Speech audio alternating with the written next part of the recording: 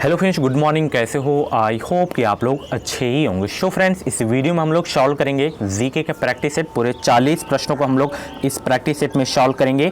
तो फटाफट pen copy लेके रेडी हो जाइए। जिन क्वेश्चंस में मैं इंपॉर्टेंट लिख दिया करूँ तो उन क्वेश्चंस को आप लोग जरूर से जरूर नोट कर लिया करें।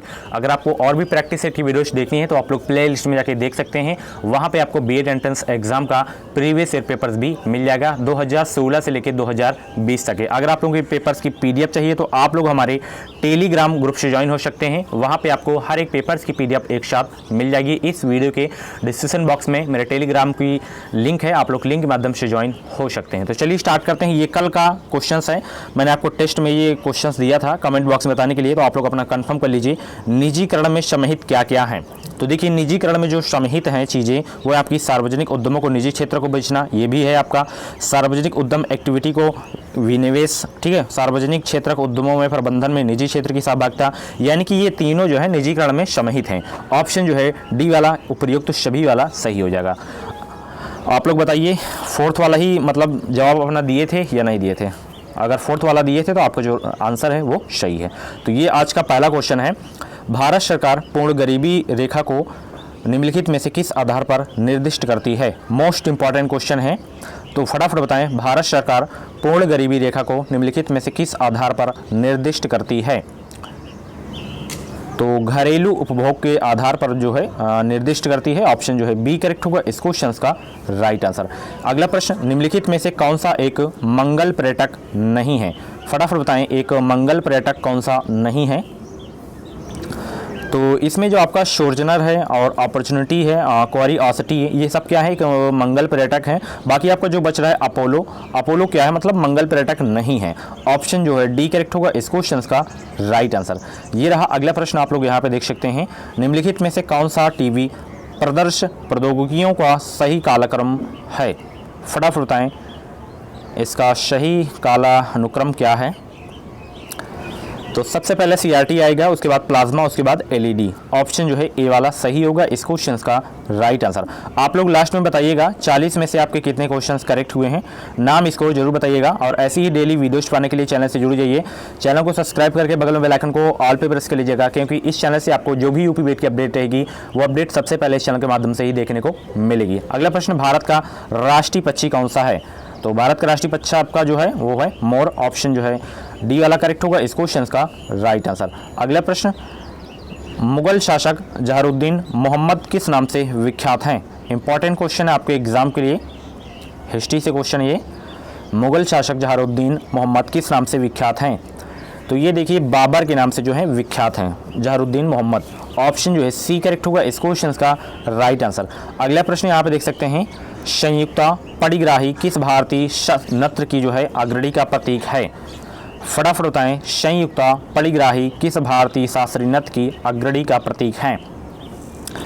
तो वो जो आपका शास्त्रीय नृत्य का प्रतीक है वो उड़ीसी मतलब उड़ीसा का ये मतलब शास्त्रीय नृत्य है। ऑप्शन जो है डी करेक्ट होगा इस क्वेश्चन का राइट आंसर। कथक कहाँ का है?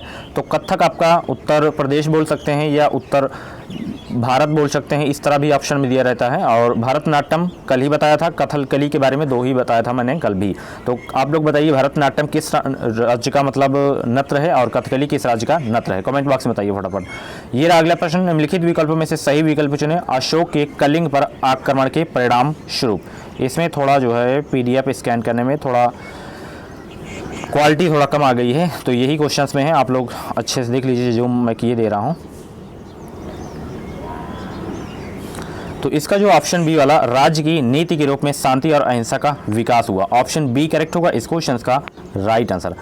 ये रहा अगला प्रश्न, भारत के गवर्नर जनरल के पद में वायसराय की पदवी पहली बार किस वर्ष जोड़ा गया? फटाफट बताएं, किस वर्ष जोड़ा गया था? तो ये जोड़ा गया था 1858 में। ऑप्शन जो है डी करेक्ट होगा इस क्वेश्चन का राइट आंसर। ये रहा अगला प्रश्न, भारत में ऐसा कौन सा पहला राज्य है जहां पंचायती राज लागू की गई थी? मोस्ट इंपॉर्टेंट क्वेश्चन है। अगर आपको क्वालिटी कम दिखाई दे रही हो तो आप लोग अपना जो रेवोल्यूशन है वो थोड़ा बढ़ा लीजिए, 360 पे करके देखिए, अच्छा दिखाई देगा, ठीक है। वह पहला राज्य कौन सा है जहां पंचायती राज प्रणाली लागू की गई थी? तो वो राज्य है आपका राजस्थान। ऑप्शन बी करेक्ट होगा इस क्वेश्चन का राइट आंसर, ठीक है। कब लागू की गई थी? तो 1959 को। और डेट पूछे तो 2 अक्टूबर, ठीक है। 2 अक्टूबर 1959 को राजस्थान में जो है पंचायती राज प्रणाली लागू की गई थी। ऑप्शन जो है बी करेक्ट होगा इस क्वेश्चन का राइट आंसर। ये रहा अगला प्रश्न, निम्नलिखित में से कौन सा उसी खेल का युगल नाम है? फटाफट बताएं उस खेल का युगल नाम जो भी हो। ज़्यादा समय चाहिए तो आप लोग वीडियो को रोक भी सकते हैं। तो देखिए यहाँ पे साकर और फुटबॉल ये दोनों क्या है, मतलब एक ही खेल के नाम हैं, बाकी अलग अलग हैं। तो ऑप्शन जो है सी करेक्ट होगा इस क्वेश्चन का राइट आंसर। अगला प्रश्न, बटरफ्लाई स्ट्रोक निम्नलिखित में से किस खेल से संबंधित है? ये क्वेश्चन मैं कल पोस्ट किया था, आई होप कि इसका आंसर आपको पता होगा। तो बटरफ्लाई स्ट्रोक का जो संबंध है वो तैराकी खेल से है। ऑप्शन जो है ए करेक्ट होगा इस क्वेश्चन का राइट आंसर। ये रहा मोस्ट इंपॉर्टेंट क्वेश्चन, ये वाला बहुत पूछा जाता है आपके एग्जाम में, ठीक है। अगले प्रश्न, निम्नलिखित में से किसने दोनों देशों का सर्वोच्च सिविलियन पुरस्कार भारत रत्न और निशाने पाकिस्तान प्राप्त किए थे? स्टार लगा लीजिए इस क्वेश्चन में, इंपॉर्टेंट लिख लीजिएगा, मोस्ट इंपॉर्टेंट क्वेश्चन है। तो फटाफट बताएं भारत रत्न और निशाने पाकिस्तान कौन प्राप्त किए थे? तो वो थे आपके मोरारजी देसाई, ठीक है। ऑप्शन जो है डी करेक्ट होगा इस क्वेश्चन का राइट आंसर, ठीक है। जैसे आपका भारत का जो है मतलब सबसे जो ऊंचा पुरस्कार है भारत रत्न, उसी तरह जो है पाकिस्तान का जो सबसे ऊंचा वो पुरस्कार है वो आपका निशाने पाकिस्तान है, ठीक है, सर्वोच्च पुरस्कार बोल सकते हैं। अगला प्रश्न, प्रथम राजीव गांधी राष्ट्रीय सद्भावना पुरस्कार निम्नलिखित में से किसे दिया गया था? स्टार लगा लीजिए इस क्वेश्चन में, तो किसे दिया गया था आप लोग कमेंट बॉक्स में बताएं। तो राजीव गांधी राष्ट्रीय सद्भावना पुरस्कार जो सर्वप्रथम दिया गया था वो दिया गया था मदर टेरेसा को। ऑप्शन जो है डी करेक्ट होगा इस क्वेश्चन का राइट आंसर। अगला प्रश्न, पीतल में इनमें से क्या होता है? कितने % क्या क्या होता है ये आपको बताना है। तो देखिए पीतल में जो है 70% तांबा होता है, 30% जस्ता होता है। ऑप्शन ए करेक्ट होगा इस क्वेश्चन का राइट आंसर। इंपॉर्टेंट क्वेश्चन है आपके एग्जाम के लिए। डांडिया किस राज्य का लोकप्रिय नृत्य है? इंपॉर्टेंट लिख लीजिएगा। नृत्य से तो 100% एक प्रश्न आना ही आना है, चाहे वो केरल का पूछ ले, उड़ीसा का पूछ ले, तमिलनाडु का पूछ ले, या गुजरात का पूछ ले, महाराष्ट्र का पूछ ले, एक तो आना ही आना है, ठीक है। और ये सभी अभी मैं आर्ट एंड कल्चर्स में मैं सारे टॉपिक क्लियर करवा दूंगा। तो डांडिया देखिए गुजरात का जो है लोकप्रिय नृत्य है। ऑप्शन जो है 1 वाला करेक्ट होगा इस क्वेश्चन का राइट आंसर। ये रहा अगला प्रश्न, यहाँ पे देख सकते हैं निम्नलिखित में से क्या एक शास्त्रीय नृत्य नहीं है? कौन सा एक शास्त्रीय नृत्य नहीं है ये अभी आपको बताना है। ये भी क्वेश्चंस बहुत रिपीट हुआ करता है। तो आज का लेवल कैसा है कमेंट बॉक्स में आप लोग बताएं जीके का। तो देखिए मणिपुरी तो आपका शास्त्रीय नृत्य है, ठीक है, उड़ीसी भी है, भरतनाट्यम भी है, ठीक है। और रासलीला जो है, रासलीला एक शास्त्रीय नृत्य नहीं है, ये एक लोक नृत्य बोल सकते हैं। ये उत्तर प्रदेश का है, रासलीला हो गया, नौटंकी हो गया, ये सब उत्तर प्रदेश के हैं, ठीक है। तो ऑप्शन जो है सी करेक्ट होगा इस क्वेश्चन का राइट आंसर। अगला प्रश्न, कार्बन की आणविक संख्या 12 है, इसका अर्थ है कि कार्बन अणु में है। कार्बन अणु में क्या है ये आपको बताना है। ऑप्शन देख सकते हैं। तो देखिए कार्बन अणु में जो है 12 प्रोटॉन्स तथा 12 इलेक्ट्रॉन्स। ऑप्शन जो है डी करेक्ट होगा इस क्वेश्चन का राइट आंसर। अगला प्रश्न आप लोग यहाँ पे देख सकते हैं, मोहम्मद मोरसी अपदस्थ राष्ट्रपति मिस्र के किस राजनीतिक दल से संबंधित हैं? तो ये जो संबंधित हैं आपके मुस्लिम ब्रदरहुड पार्टी से। ऑप्शन जो है सी करेक्ट होगा इस क्वेश्चन का राइट आंसर। अगला प्रश्न, चीन की पहली महिला अंतरिक्ष यात्री कौन है? तो वो हैं Liu Yang. Option B correct होगा इस क्वेश्चन का राइट आंसर। अगला प्रश्न आप लोग यहाँ पे देख सकते हैं, निम्नलिखित में से कौन सा अप्रत्यक्ष कर है? प्रत्यक्ष कर और अप्रत्यक्ष कर ये भी क्वेश्चंस पूछा जाता है। तो ये अभी मैं करवा दूंगा टॉपिक वाइज में कि कौन कौन से मतलब क्या क्या प्रत्यक्ष कर में आती हैं और क्या क्या चीज़ें जो हैं अप्रत्यक्ष कर में आती हैं। तो इसमें आपको अप्रत्यक्ष कर बताना है कौन सा है चारों में से।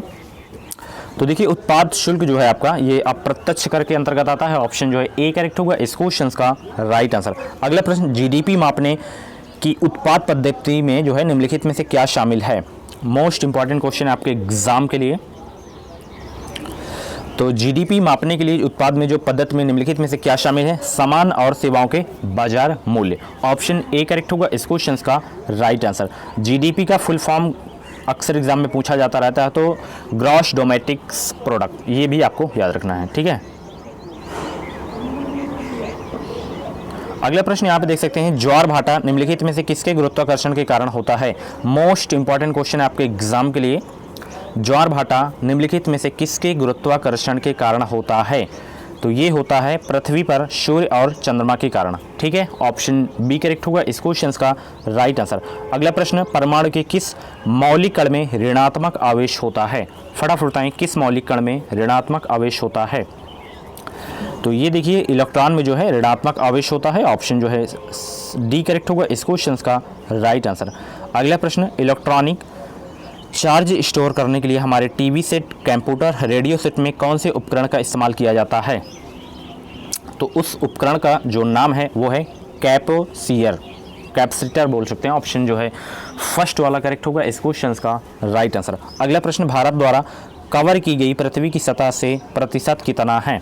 कितना प्रतिशत है पृथ्वी की सतह में से?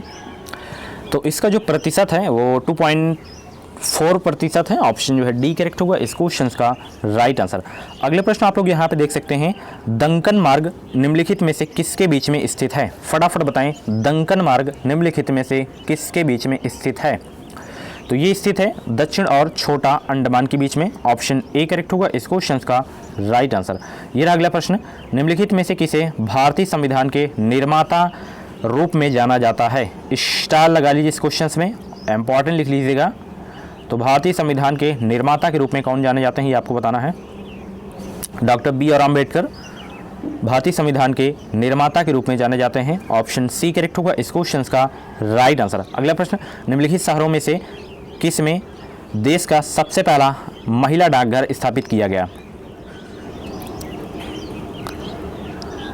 तो नई दिल्ली में जो है सबसे पहला महिला डाकघर स्थापित किया गया था, ऑप्शन सी करेक्ट होगा इस क्वेश्चन का राइट आंसर। अगर आपसे एग्जाम में पूछ लिया जाए कि डाकघरों की सर्वाधिक संख्याएं किस देश में है, तो अपने देश भारत में डाकघरों की सर्वाधिक संख्याएं हैं। अगला प्रश्न आप लोग यहाँ पे देख सकते हैं, निम्नलिखित में से कौन सी भारत में सबसे पुरानी चट्टान है? स्टार लगा लीजिए इस क्वेश्चन में, फटाफट बताएं भारत में सबसे पुरानी चट्टान कौन सी है?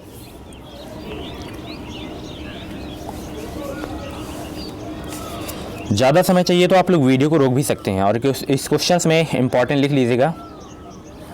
तो देखिए जो भारत में सबसे पुरानी चट्टान है वो है आपकी अरावली, ऑप्शन फर्स्ट करेक्ट होगा इस क्वेश्चन का राइट आंसर। ये बहुत ही इंपॉर्टेंट क्वेश्चन है, फिर से आपको बता दे रहा हूँ मैं। ये रहा अगला प्रश्न, किस संविधान संशोधन से भारत के संविधान में मूल कर्तव्य जोड़े गए थे? मोस्ट इंपॉर्टेंट क्वेश्चन है आपके एग्जाम के लिए। तो किस संविधान संशोधन के तहत मूल कर्तव्य जोड़े गए थे? तो 42वां संशोधन के तहत जो है संविधान में मूल कर्तव्य को जोड़े गए थे, ऑप्शन जो है डी करेक्ट होगा इस क्वेश्चन का राइट आंसर। अगला प्रश्न, भारत के संविधान के अनुच्छेद 51A के अंतर्गत मौलिक कर्तव्य में हाल ही में किसे जोड़ा गया है? तो इसमें जो जोड़ा गया है 51 के ए में 6 एवं 14 वर्ष के मध्य की उम्र वाले बच्चों अथवा आश्रित के शिक्षा के अवसर प्रदान करना, ऑप्शन फर्स्ट करेक्ट होगा इस क्वेश्चन का राइट आंसर। अगला प्रश्न, सन 2011 की जनगणना के अनुसार शिशु लिंग जो है अनुपात क्या था? ये आपको बताना है। शिशु लिंग अनुपात क्या था वर्ष 2011 की जनगणना के अनुसार? तो वो जो अनुपात था 1000 बच्चों पर जो है 914 बच्चियाँ। ठीक, अगर एग्ज़ाम में पूछा जाए कि भारत में सर्वप्रथम जनगणना कब हुई थी, तो 1872 ईस्वी में हुई थी। किसके शासनकाल में हुई थी? लॉर्ड मेयो के शासनकाल में हुई थी। अगर एग्ज़ाम में पूछा जाए कि भारत में नियमित जनगणना की शुरुआत कब हुई थी, तो 1881 में हुई थी। किसके शासनकाल में हुई थी? तो ये हुई थी लॉर्ड रिपन के शासनकाल में हुई थी। अगर एग्ज़ाम में पूछा जाए कि जब से मतलब जनगणना हुई है ये कौन सी नंबर की हुई थी 2011 में, तो ये 15वां। ठीक है, स्टार्टिंग से अगर पूछा, अगर स्वतंत्र की पूछे तो 7वीं जनगणना हुई थी आपकी 2011 वाली। ठीक है, ये रहा अगला प्रश्न, संघीय सरकार ने इसमें से किस उद्देश्य हेतु निवेश पर कैबिनेट कमेटी का गठन किया है?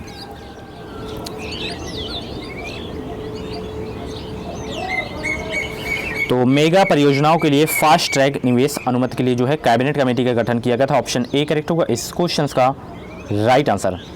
एक मिनट इसमें मुझे कुछ कन्फ्यूजन लग रहा है। सही है आपका, सही है। अगला प्रश्न, कार्बनिक यौगिकों में जो है श्रृंखलाएं होती हैं, किसकी होती हैं कार्बनिक यौगिकों में श्रृंखलाएं? तो इसमें होती हैं कार्बनिक यौगिकों में जो श्रृंखलाएं होती हैं वो कार्बन की होती हैं, ऑप्शन ए करेक्ट होगा इस क्वेश्चन का राइट आंसर। ये रहा अगला प्रश्न, किस खिलाड़ी से United states anti doping agency द्वारा मादक पदार्थों के सेवन के आरोप में टूर डी फ्रांस की 7 उपाधि छीन ली गई एवं साइकिलिंग से आजीवन प्रतिबंधित किया गया है? वह खिलाड़ी कौन से हैं? तो वह खिलाड़ी हैं Lance Armstrong. Option A correct होगा इस क्वेश्चन का राइट आंसर। अगला प्रश्न, भारत के संविधान की 10वीं अनुसूची में क्या है? तो भारत की जो 10वीं अनुसूची में है वो दल परिवर्तन के आधार पर निर्भरता के बारे में प्रावधान दिया गया है भारतीय संविधान की 10वीं अनुसूची में। ऑप्शन जो है बी करेक्ट होगा इस क्वेश्चन का राइट आंसर। अगला प्रश्न आप लोग यहाँ पे देख सकते हैं, पैगंबर मोहम्मद के आपत्तिजनक दृश्यों के दिखाने पर विश्व भर के मुस्लिमों ने किस फिल्म का विरोध किया था? तो वो जो फिल्म है आपकी लास्ट एज वार, इस फिल्म पर आपत्तिजनक दृश्यों के दिखाने पर जो है विश्व भर के मुस्लिमों ने जो है इस फिल्म का विरोध किए थे। लास्ट एज वार ये मूवी का नाम है। ऑप्शन जो है दूसरा वाला यानी कि बी वाला करेक्ट होगा इस क्वेश्चन का राइट आंसर। अगला प्रश्न यहाँ पे देख सकते हैं, भारतीय संविधान के अनुच्छेद 19 का ए कौन सा स्वतंत्र नागरिकों को नहीं देता है?